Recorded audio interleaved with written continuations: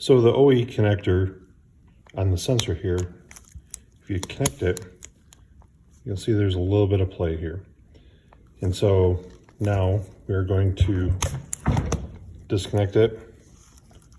I'm going to peel the backing off the foam pad, stick it on the back side of the connector here, and we'll kind of get it inserted there, connect it, and now you'll notice that this connector fits much tighter. There's no rocking or terminal fretting, which might cause an electrical connection problem.